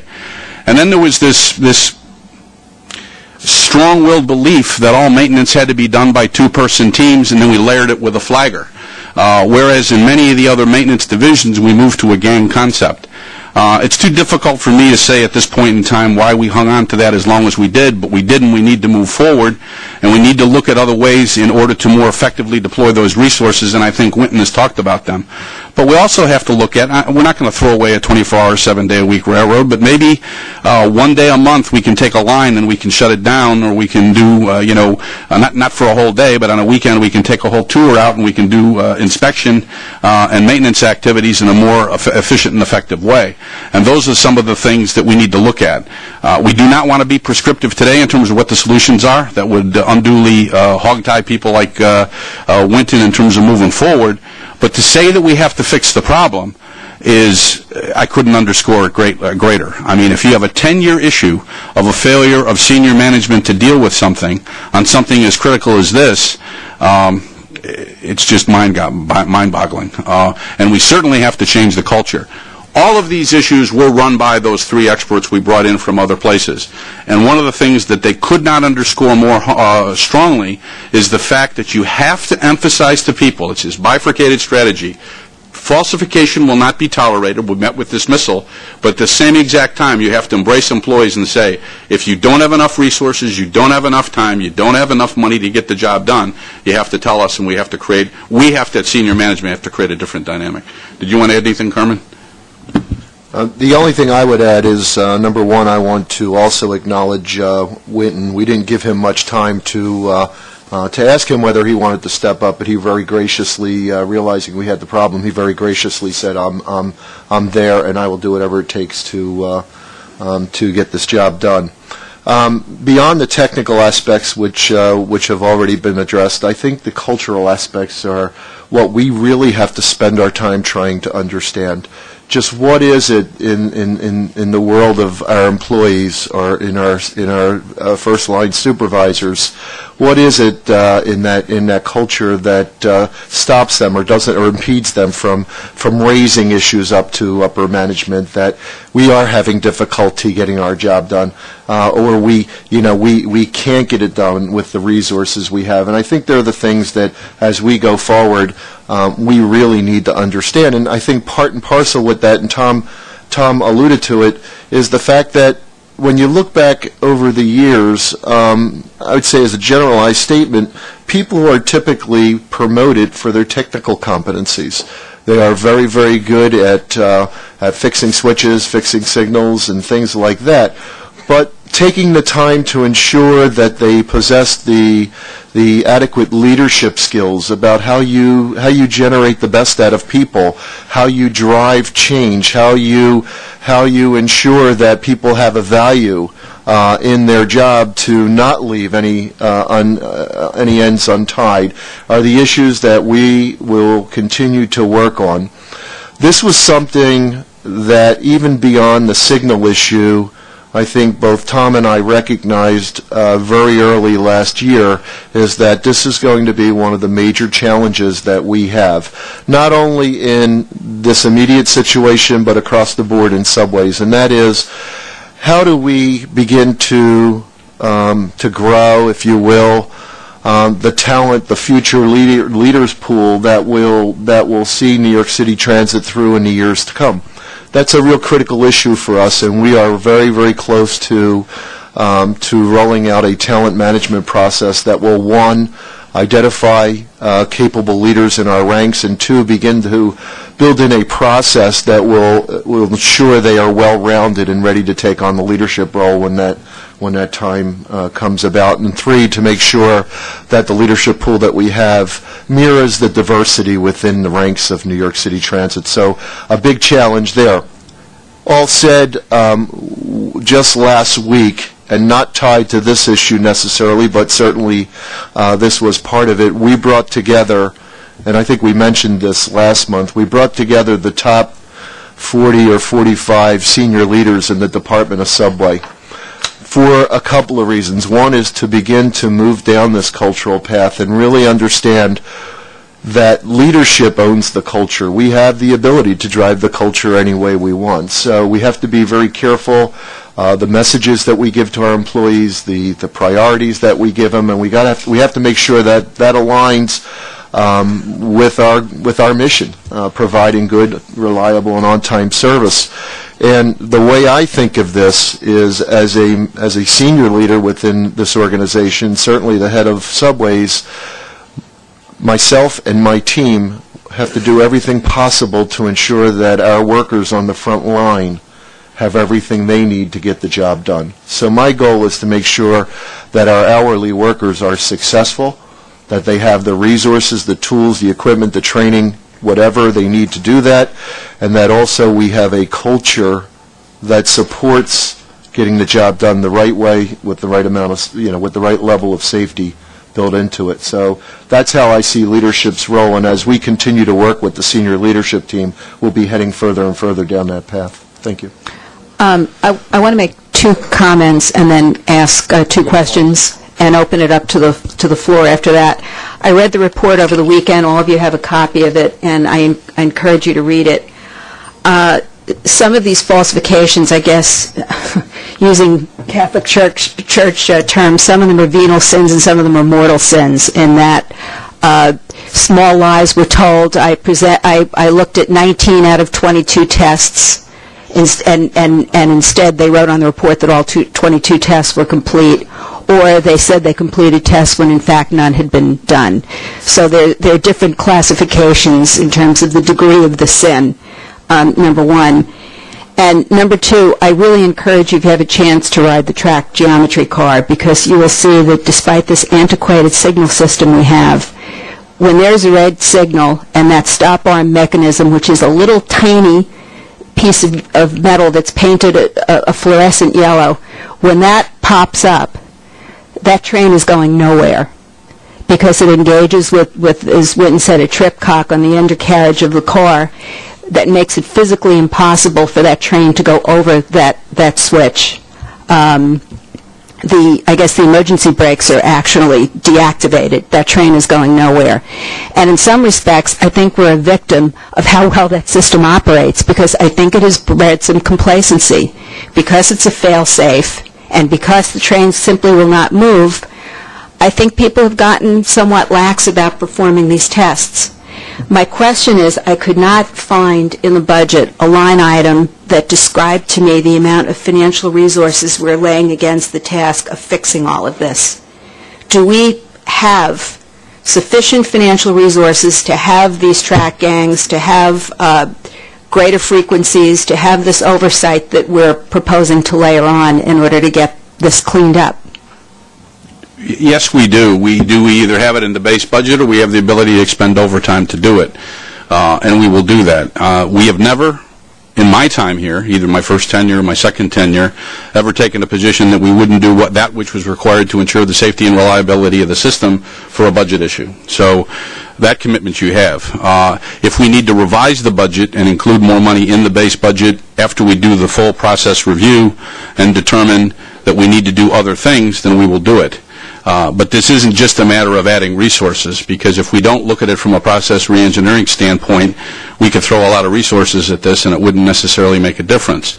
The other issue that is a very difficult one to deal with is the matriculation rate to take somebody from a hire through a maintainer, through a helper Title II or maintainer is months, is 18 to 24 months. So some of the solutions we're going to have to do in terms of process changes, some of the solutions we're going to have to do in terms of redeployment of personnel, and some may be overtime expenditures.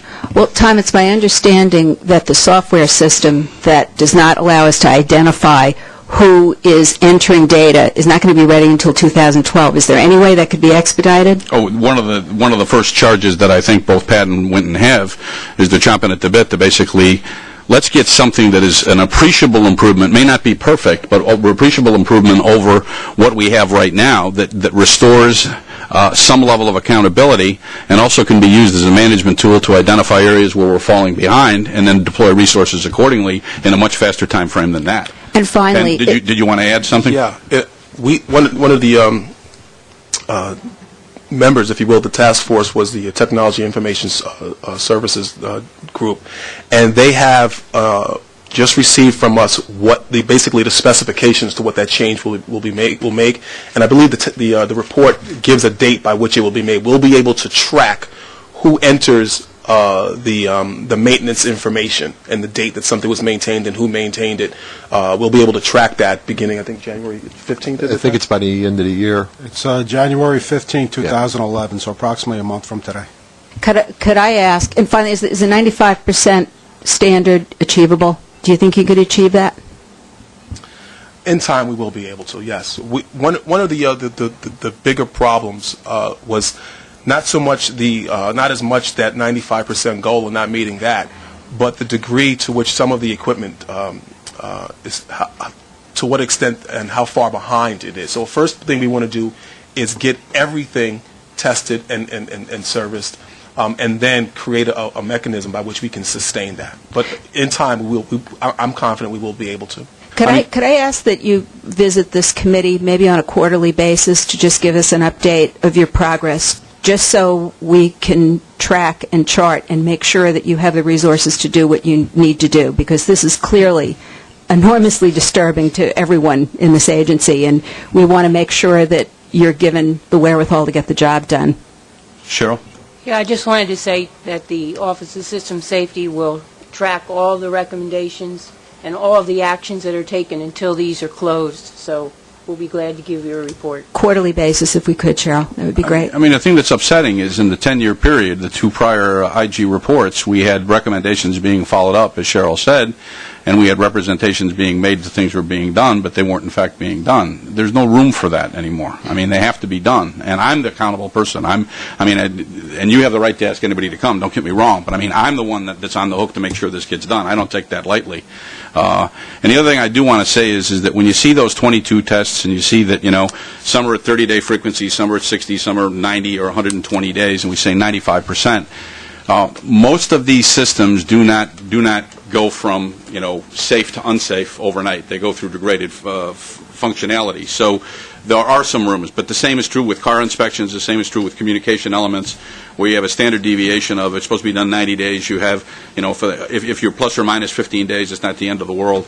But when you have a standard and you say that you're going to meet it, then you should be meeting it. And that's the problem that we have never dealt with for over 10 years. Yes, Mark?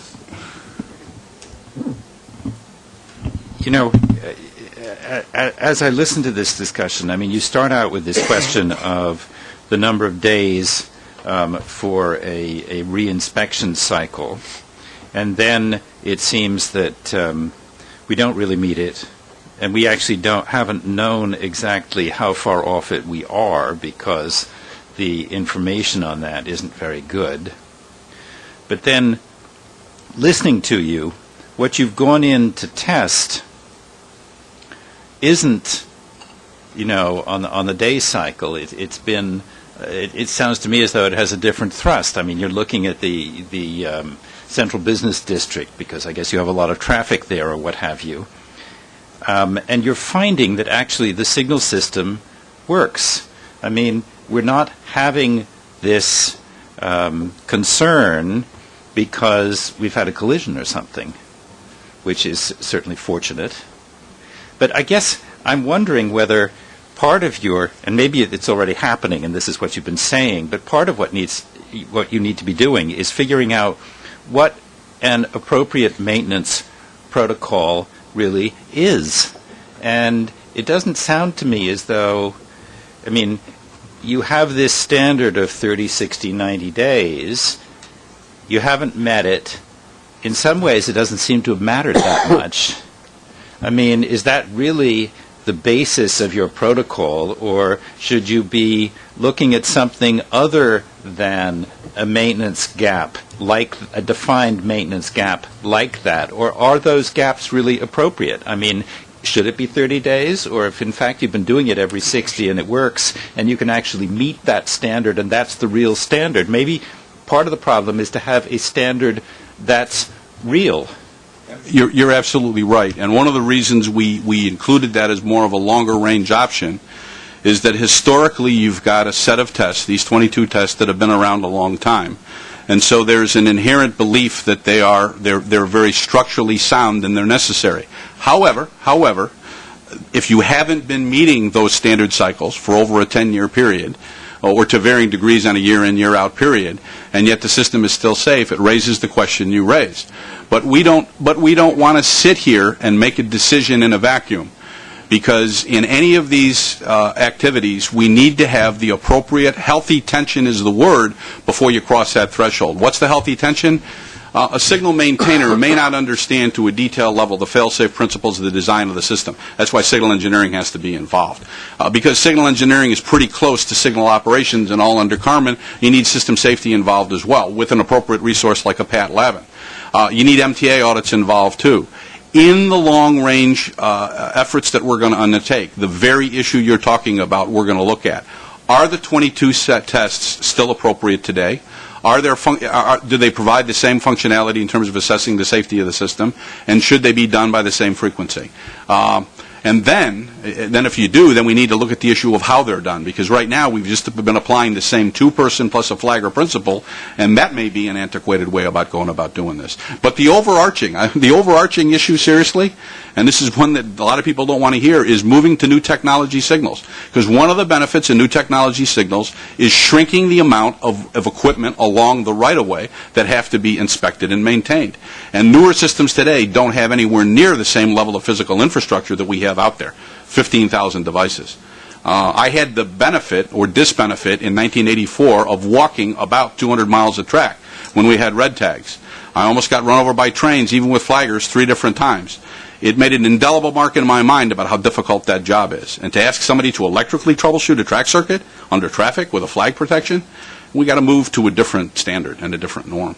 And that's not taking anything away from our employees, and that's not taking anything away from how they've tried to grope with the situation. It's now a senior management issue.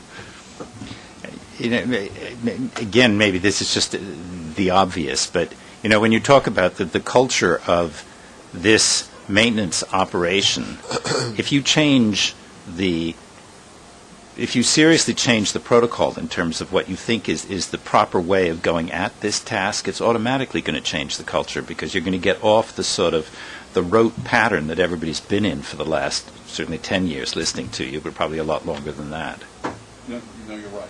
One of the reasons why, we won't go into names, why it became readily apparent to us that Winton needed to lead the group is that when we're looking in a dissecting way at the numbers, the former head of the department said, it's not that bad. As we're peeling back layers of the onion, if you see rot, you see rot. You got to deal with it. And everybody else was saying, wait a minute, that's pretty serious. So, and he's a very proficient individual, but he's so close to the forest, can't see the trees. That was a very bold line point for us to say, we've got to make a change in the leadership, because he just can't see it. Ira, and then I think we need to wrap up. Just one last thing about I just in the what you're really talking about is we're not talking about safety, unless there was a couple of derailments and a couple of collisions. None of those were caused by this, we assume. No, but I mean, okay, but wait, okay. Let me go. But then, and I understand that we're not looking for that to happen. But the other side of the coin here is then system reliability, which nobody seemed to only was touched on. In other words, if it's a fail-safe system, but then if people aren't doing the inspections quickly enough, we wind up in a system where there are delays. And I can't say from the reports here, there's plenty of information that's transferred. We don't know how many delays are caused by signal failures. We looked to see if there was a correlation between what was happening and an increase in delays, and we couldn't see it. Now, we don't want to say at this time that there was no correlation. And this isn't, but don't forget, when I first came here, and I talked to this committee, and one of the concerns I had about moving away from the line manager program was, if you remember the example I brought, was the joint track signal inspection. So on one hand, we're going to tell you we've done this test, and we've done this EKG, we've taken, you're going to see a doctor, you're not feeling well. They're going to take your EKG, they're going to take your blood pressure, they're going to take a blood test, okay, and check your heart rate. They're going to do a lot more other tests, but they'll tell you pretty quick whether you're okay or not. But that doesn't mean you still don't do the other tests. We're very, very satisfied the system is safe. How could you tell people to go out and use this system on a daily basis? But the fact that you've got prescribed maintenance standards not being done and falsification occurring is a very serious issue. And I just want to say briefly, is where else could this be possible? I mean, if we have a cultural problem in signals, could there be a cultural problem in bridge inspections? I mean, in seeing this... We're going to look through the entire organization. I mean, the effects of the line manager... I don't want to blame line manager because this long precedes line manager, long precedes it. We need to look through all the other critical maintenance functions, and we're already doing that. But, I mean, obviously you got track, you got elevators and escalators, communication to a less degree, although critical communication devices you want to make sure are operable. But the issues that are the ones that stare you in the face every day are track and signal. They're the ones that are your biggest exposure. If there are no other questions, could I have a motion to adjourn? And thank you, Winton, and thank you both so much for the presentation, for bringing this through. Barry Kluger's in the audience. Thank you for the very excellent job you're doing in bringing this to light. Motion to adjourn? All in favor? We're adjourned. Thank you.